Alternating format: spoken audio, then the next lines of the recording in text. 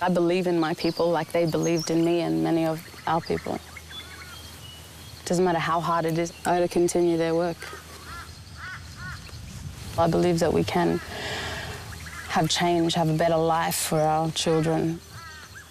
I don't want my daughter and her children to suffer from what we've suffered here.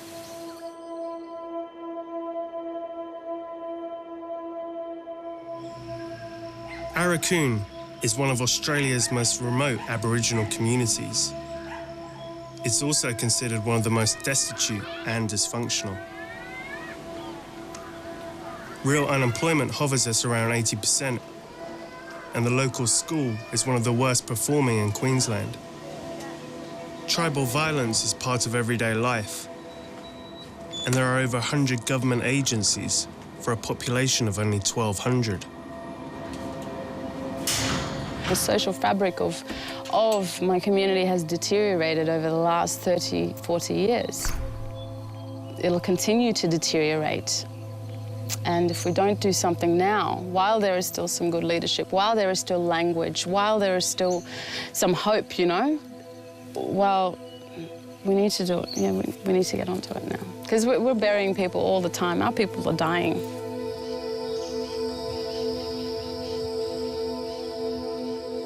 My mother's grave. Norma Sheraton.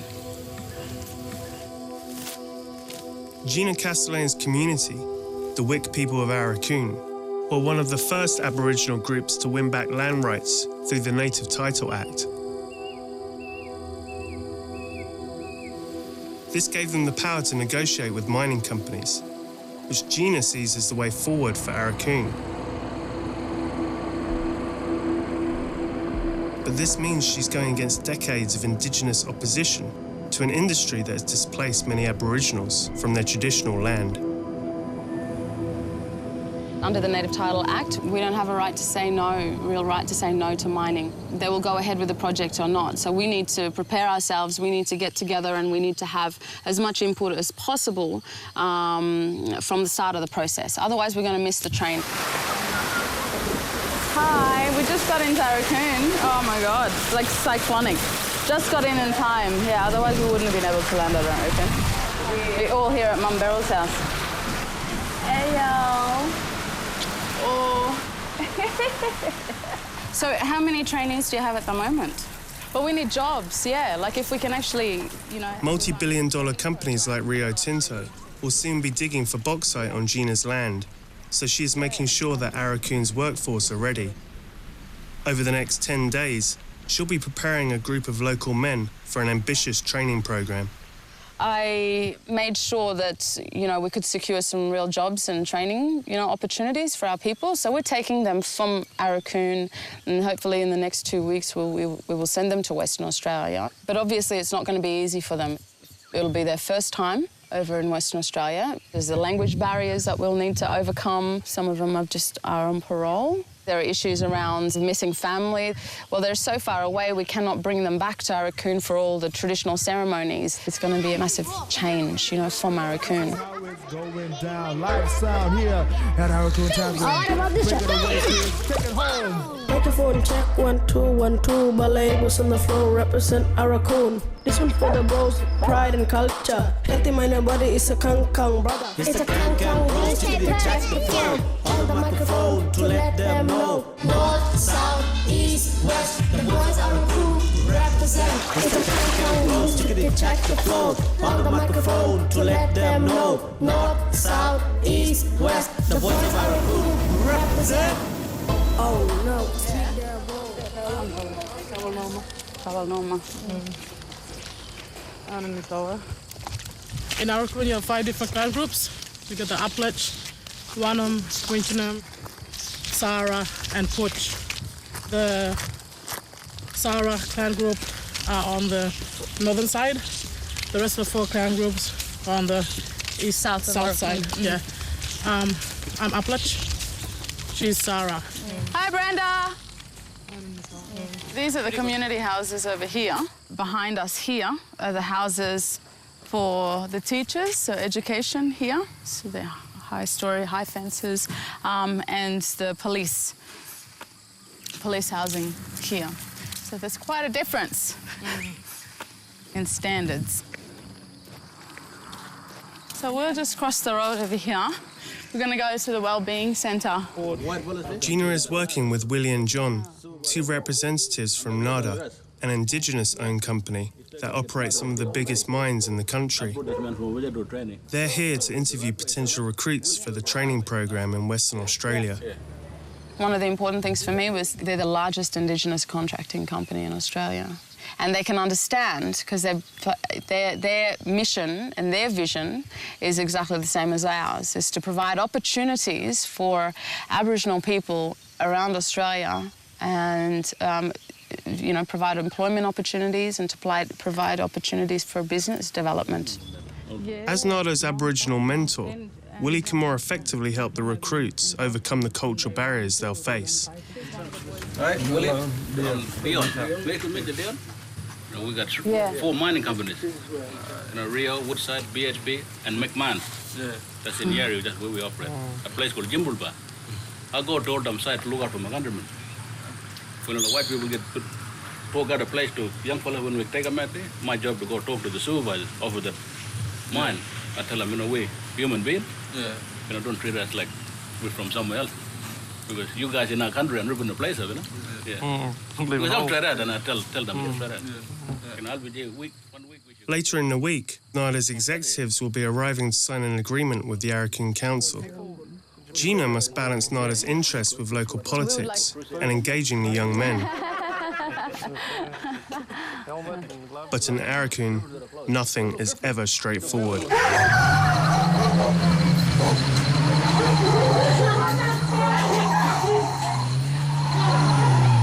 Whose vehicle is that? 3 or 4 kids actually stole a vehicle, a council vehicle. They were driving with no headlights on.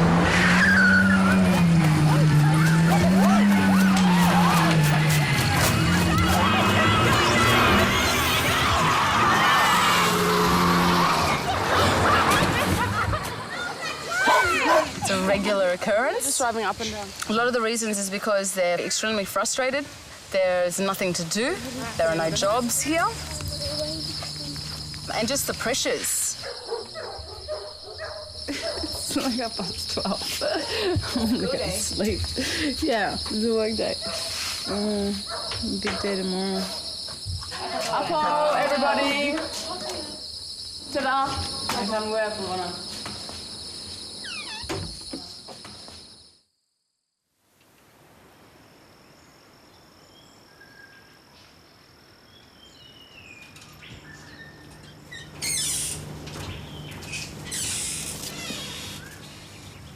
Half the young boys, we wait, to be told what to do. Put it this way, I think the word is shame. All the young people around here, they're pretty ashamed to walk up and talk to you for work and that. Sometimes I feel pressure amongst me, and I say to myself, I just wanna go somewhere else, a different place, somewhere fresh, start a new life all over again, Well, we've got to, like we said, we don't want to just put them on a plane without all this sorted out. Because of the massive cultural obstacles they face, previous attempts at employing the young men in mining have failed. So NADA, Gina, and the council meet to discuss how to break the pattern. You need to understand both worlds, and we want our young people to have a strong sense of identity, but to be successful in mainstream society and to understand the wider world. Are our young people ready? Is the downfall in my humour? Is they weren't ready? This is the question we need to answer ourselves. The WIC world view is completely different to the Western world view. We have our own laws, we have our own customs, we have our own obligations to our people, to our families. But the commitment is so important. Commitment is really important. When our people used to go away for work, that was a way in the mission days to attain status. You came back a very respected person, working person. You came back knowing how to speak English, so understanding the wider world. You came back strong and, you know, with a lot of pride and knowing the world, travelling, you know what I mean, and coming back and telling those stories. So that was really celebrated before, and I want that to be celebrated now. I think it is celebrated now, sending these boys, for, you know, sending a large group, you know, 10 guys, 20 this year, to Western Australia. That's something to be celebrated.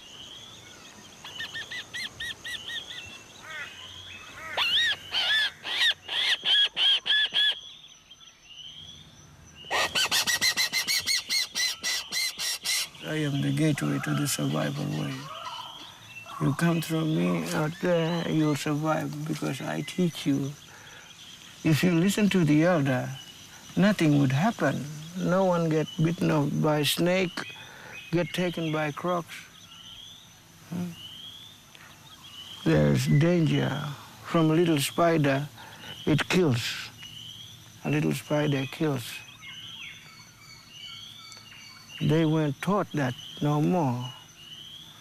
They were taught cars and alcohol, drugs, all that. They've been taught that. Aurukun was formed as a Christian mission in 1904. Over the next 70 years, the 5 clans from the surrounding areas, who were traditional enemies, were forced off their land and into the town. My tribe was the last tribe to come into Aurukun. They put them in this community. And each one of them had their own language. So they can't understand each other. It's just like putting Irish, Italian, Spanish all in one block. So it caused problems. In 1978, the government took control of Aurukun from the church, and welfare was introduced. At the same time, a pub was opened, the profits from which paid for the council's essential services. The introduction of alcohol, known locally as grog, sent the community into a downward spiral of welfare dependency and violence. So you take away all the jobs and any hope or any, you know, real place in the economy. You introduce welfare, and then you introduce a pub, and you take away their rights and their dignity. That's what they've done to our people. They took away our rights to the land, they dispossessed people of their land, and they took away their dignity. And when you do that to a people, you kill their spirits. People were getting pretty drunk, obviously, all the time.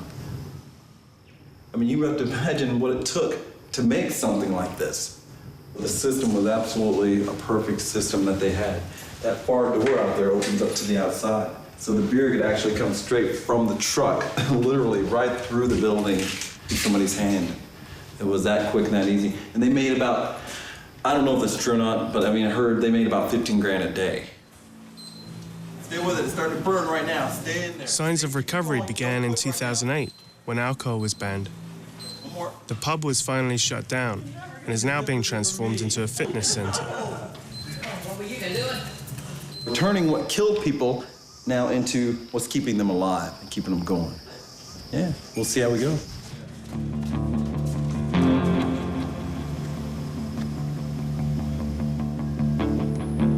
George's coming back, and he said he's going to drag her up and down on the street. He's going to kill her.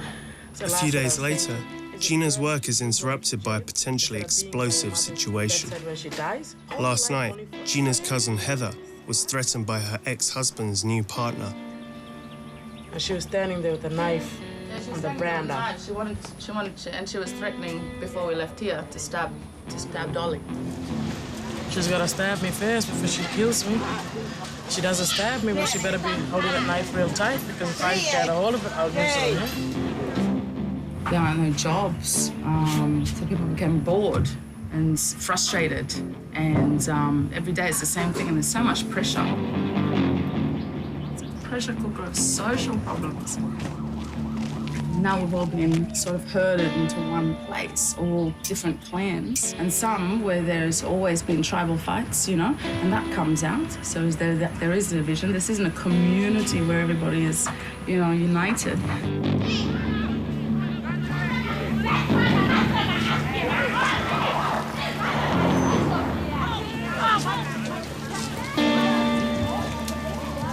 There's always, you know, a lot of tension elsewhere. There's fights, or there's this person gone to jail, or murders that happen. That's boredom and stress, you know, amongst our youth. We need to engage them. We need to give them something to look forward to every day. Shane! The next day, Gina is back on the job, introducing Nada to the recruits to get them ready for the challenge ahead. You like getting up in the morning? 6 o'clock, start work. You get up 4:30. You get used to it. Yeah, because we start at 6 here. Yeah. Because every time when I go to the mine site, when we first started, I would go knock on every door sometimes. But they get used to it, you know? Yeah. And that shyness, you like talking to people and them? Yeah. To build Nara up, we want to build Aurukun again. Make it more bigger. Will give us strength, you know, for our Aboriginal organisations and our companies. You know, we want to build up Aurukun skills and, you know, have our electricians, have our plumbers. Why should we fly all them people in from Brisbane or wherever? We need to have our own people getting them kind of jobs. So this is all part of it, Shane. Yeah, and they will help us. Before she can bring in the next recruit, Gina's work is again disrupted by another crisis in the community. Little baby passed away. The body of a 3-year-old boy has just arrived at the morgue next door. The family gather to view the child, and out of respect, the community must stop all activities until after the funeral. As a baby, the boy was taken away from Aurukun by child protection. Whilst in foster care, he was accidentally run over by a car and killed. Over the last couple of years, there's been over 50 kids taken away from this community, a population of Indigenous people, 1,000. And once they're in the system, it's really hard to get them back out. And that could be maybe because of alcohol and drug abuse, but I think it's just a general perception that Aboriginal women and men cannot look after their children. It's just a general perception, I think, from the department. So they're always threatening my sisters, my family, to take our kids away. This shouldn't have happened. It should not have happened. They just fly in, they take out a plane full of kids. You know, and where are they going? We have no idea. Where are they being put? There's no contact. So it's really difficult.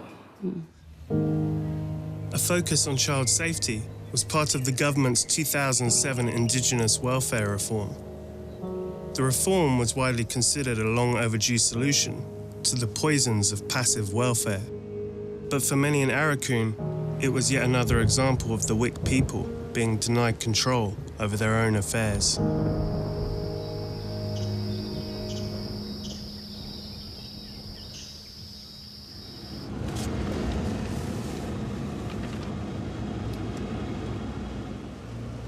It's Nada's last day, and Gina is rounding up the recruits for a final meeting. Melbourne!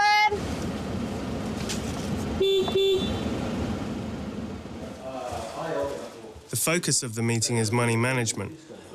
After training, the men could be earning as much as $12,000 a month. I don't think anyone here will have ever seen that kind of money, you know what I mean? As soon as payday, people expect you to give them money. Families wanting a share of your earnings, and for us, we've got to do that. Hey. When the pay go in here, in this account, automatically 5,000 go into the account. I can't touch until month's time, and they leave half for me to spend. The way they spoke, Willie and them, they were full on, and I could see it, you know, the way they're talking. Can picture us and the boys, you know, working, all in the Nada suit and that. So, yeah. Catch you later, eh? Really good to meet you, though, We're gonna stop being shame, you know, and you know, get out there, put our front foot forward, and work from there. With their work in Aurukun finished, Willie and John head back to Western Australia. All right, thank you. I'll see you when you come back. In a few days, some of NADA's top executives will be arriving to try and seal a formal agreement with the council.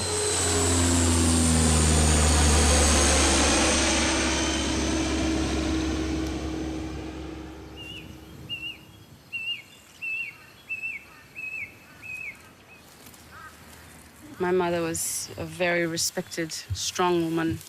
She died not long before the actual high courts recognised our rights and put a determination over the Wik country, the Wik lands.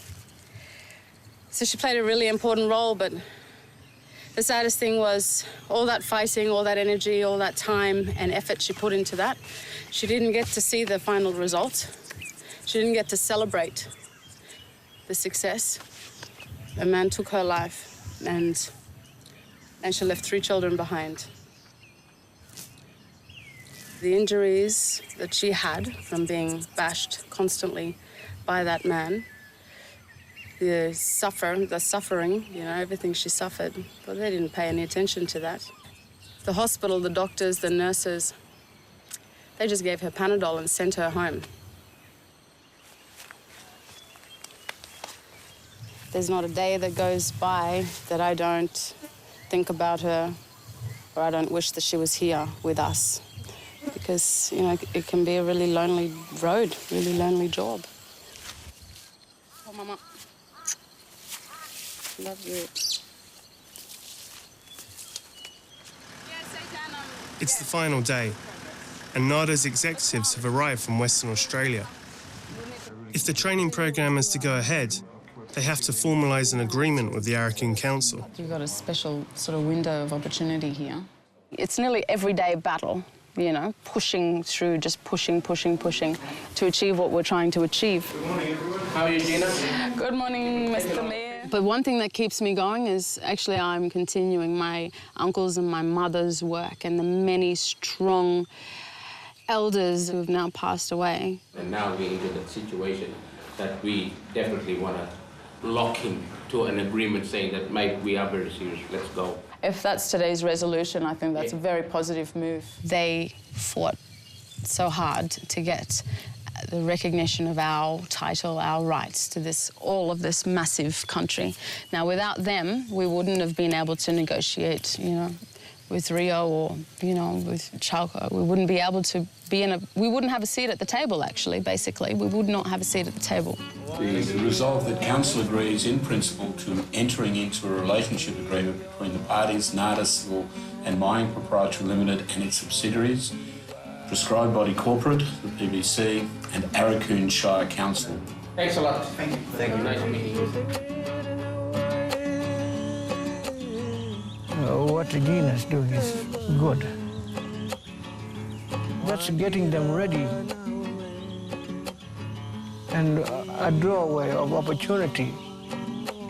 So they got to do that walkabout. But fly about, drive about, or whatever they do, at least they come back, see? They got knowledge from there to bring it back here so they could work here. Yeah, it's going to be challenging heading down that way. It's going to be challenging, but great at the same time.